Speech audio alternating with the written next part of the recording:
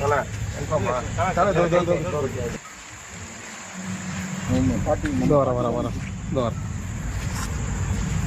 ஓம் நம சிவாய. ஓம் நம சிவாய.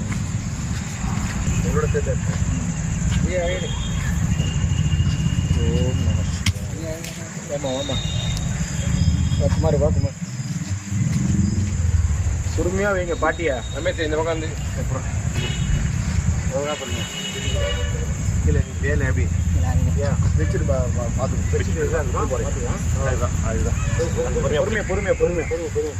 ஓம் நம சிவாய நமக. ஓம் நம சிவாய நமக. ஓம் நம சிவாய நமக.